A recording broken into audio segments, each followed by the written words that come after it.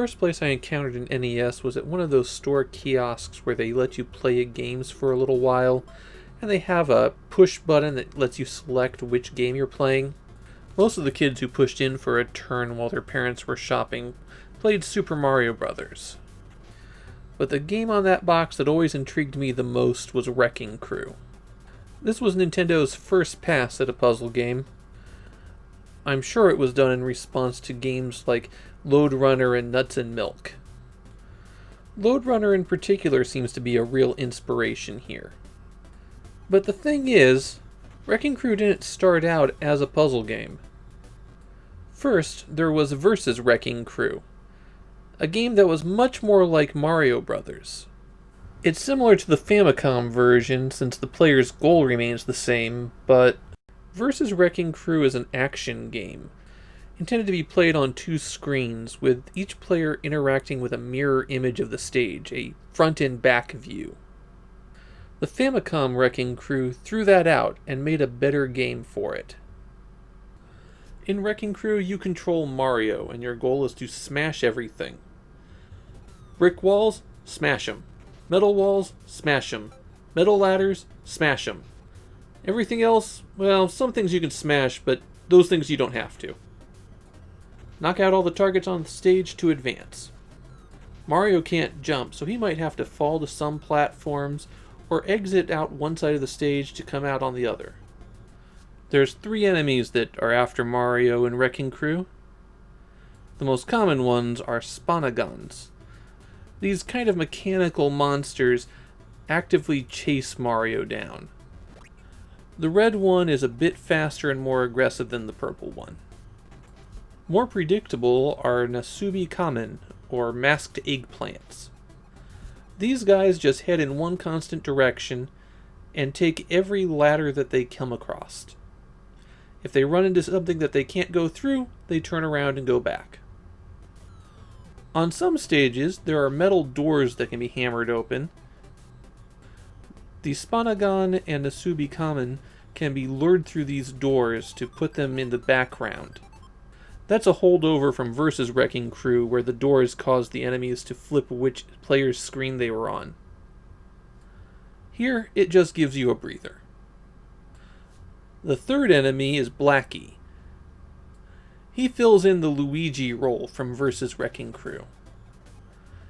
And if he knocks down a piece that you're in front of, Mario will fall all the way to the bottom of the screen. However, you can do that to Blackie as well.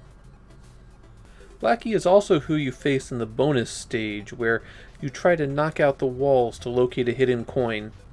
All you get out of the bonus stage is some extra points, so it's not really worth the effort.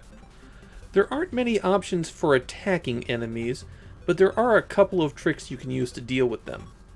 On some stages you'll find steel barrels placed over I-beams. Knock out the I-beam when someone is close to you, and the barrel can land on them, trapping them inside. A more common option are the bombs. Hammer one of those and they explode, and anyone who's in front of it gets knocked all the way to the bottom. That's not always a bad thing for it to happen to you. It can be very useful for a quick getaway. The bomb detonates anything that's next to it and keeps going until there's an open space. So you can use it to clear out a whole row, or even set off bomb chain reactions. If you linger too long on a level, a fireball appears at the side of the screen and flies in. Sometimes when you've rendered a level uncompletable, you'll just have to eat the fireball to let it reset. Wrecking Crew came with 100 levels, and you're not likely to complete that in a sitting. On the title screen, you can press A and B to change what level you're starting at. So some gameplay tips. As a broad rule of thumb, it's easier to start at the top and work your way down. That's because you can always fall, but you can't always climb up. Along those same lines, keep an eye out for areas that can only be accessed through a metal ladder. Don't stand in front of that metal ladder when Blackie is around, because he will smash it. There are 2 big secrets in Wrecking Crew. Not every level has these features, so keep an eye out for them. The first are hidden Mario letters. On some stages, there are 5 letters spelling out Mario hidden behind objects. They have to be revealed in order.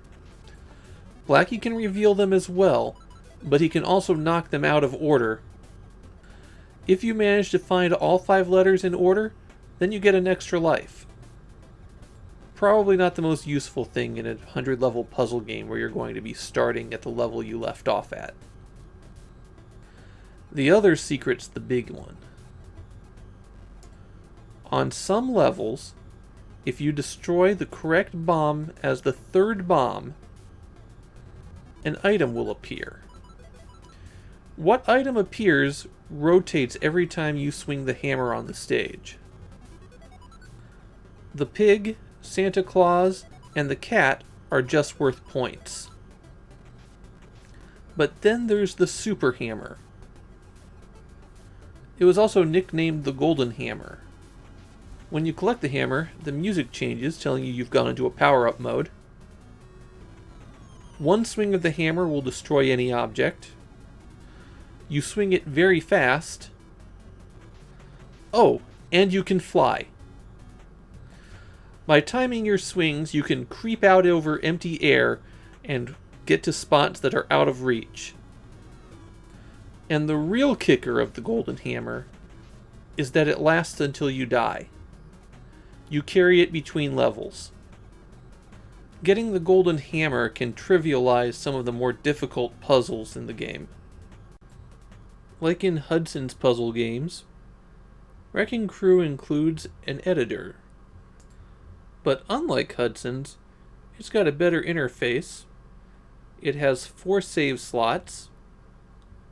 You can write the data out to the Famicom data recorder. And when you play these levels, it rotates through all 4 of them. You can even name your levels. It's surprisingly full-featured for a 1985 game. Looking over the puzzle games that we've gotten on the Famicom so far, I don't think Wrecking Crew beats Lode Runner, but it's close. It's a really solid game, and once you're past about level 40 or so, all of the stages become pretty complicated. I wouldn't pick it in preference to Super Mario Bros. Anymore, but I do like Wrecking Crew a lot.